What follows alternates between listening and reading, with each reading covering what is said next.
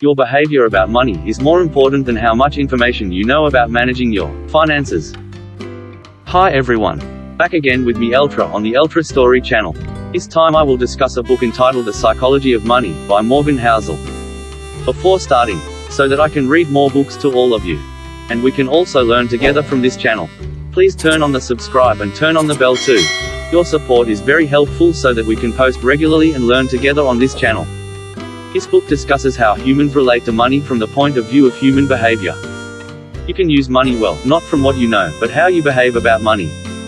We're taught that investing, personal financial planning, and business decisions, these are math problems where data and formulas tell us what to do. The reality is quite different. The majority of people do not make financial decisions based solely on reports. Instead, they make these decisions at the dining table or in the meeting room, where all feelings are mixed, ranging from arrogance, greed, marketing of good products, our view of the world, and so on.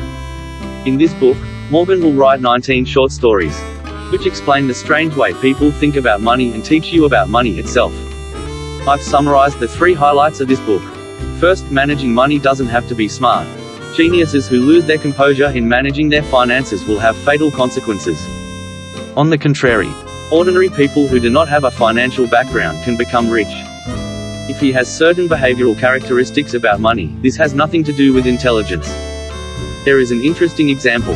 Ronald James Reed is a gas station cleaner and donor in the United States.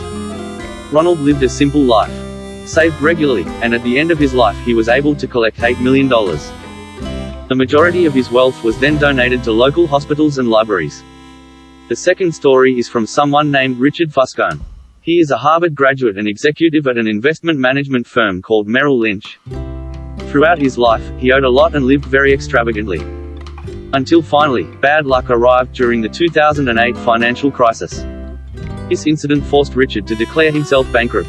The difference in the fate of these two people is not caused by a person's intellectual level, but based on how they behave about money. Ronald lived simply and managed his money well, while Richard lived greedily and extravagantly. Financial success is not a rigid science, but rather a soft skill where your behavior about money is more important than how much you know about money. The experience we have so far has greatly influenced our judgment about money. There is an interesting example. People born in the 1950s and 1970s have a different view of the US stock market. For people born in the 1950s, they experienced for themselves how small the returns from the stock market in the 1960s and 1970s were, because at that time the average returns were only single digits. Meanwhile, people born in the 1970s have a different perception. They saw the stock market on the rise in the 1980s and 1990s. This is what makes people born in the 1970s have a more positive perception of the stock market than people born in the 1950s. This example proves that we cannot forget the importance of one's personal experience in making a decision. Second, unique facts about money. There is an interesting story between two writers, Kurt Vonnegut and Joseph Heller, who are at a billionaire's party. Kurt told Joseph that the billionaire's income in a day was more than Joseph's entire income from his most popular novel. Joseph answered, yes, but he had something that the billionaire couldn't possibly have was enough. We have a habit of comparing ourselves to others. This is a never-ending process and there will always be someone above us. It's like above the sky there must be a sky. Most importantly, we must know the taste is enough. This means that we avoid actions that will eventually make us regret. For example, like the story of Bernie Madoff, he was convicted of the largest Ponzi case in history. The scam lasted 17 years and involved thousands of investors with investments worth billions of dollars. This is an example of a case where someone doesn't know it's enough. They bring themselves into the abyss because they are greedy and do not I don't know when to stop. We need to understand, many things in the world are not worth the risk. For example, in pursuing wealth, we risk losing our reputation, freedom, friends, family, and so on. Another unique fact is that wealth is something you don't see. For example, if someone drives a car worth $1 billion, it's possible that that person is rich. But the fact that you know about his wealth is that he has already spent $1 billion to buy a car. Morgan reminds us that when people say they want to be a millionaire, what they really mean is that they want to spend billions. Simply they want a glamorous lifestyle. However, this logic goes against being a billionaire. Morgan gives an example that there is a fundamental difference between wealth and rich. However, there is a fundamental difference between the two. Rich is a man who lives in a big house and drives luxury cars. People with big income are rich. They show that they are rich. However, wealth is different. Wealth is hidden. Wealth is income saved, not spent. So, what we actually see is rich, not wealth. Maybe there are people who look rich, but in fact the debt is very large.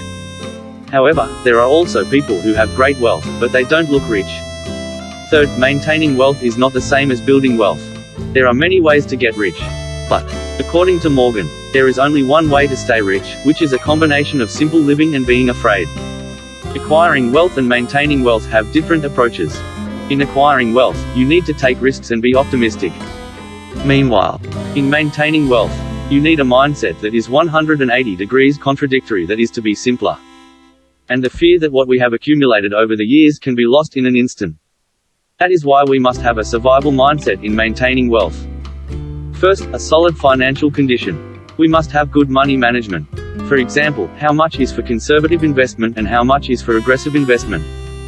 This division must be clear and well observed. This is intended so that we are able to enjoy good financial conditions in the long term. Second, the plans we make may not happen. A good plan must be able to leave room if it fails. Meaning we have to be ready with the second option if the first option doesn't work. A venture capitalist named Michael Moritz once said, if we can't assume tomorrow will be like yesterday, and we also can't assume yesterday's success will produce wealth in the future. Third, optimistic but also afraid. Maybe for some people this is quite confusing. But the essence is that we must be optimistic about the future. But we can feel paranoid about the obstacles we face on our way there. Of course, this emphasizes that you must always be introspective and vigilant in maintaining wealth.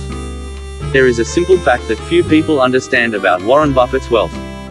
Not only was he a great investor, but he was a great investor for over 75 years. This is the secret. Warren's financial success does not come from seeking the highest returns. But how can you get relatively good returns in the long term?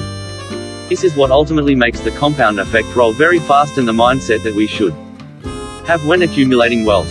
You can build wealth without a huge income. But you can't build wealth without the right mindset about money. Please comment in the comments column, what lessons did you get when you read this book? In addition, comments also want books, especially the ones I will review in the next video. Thank you.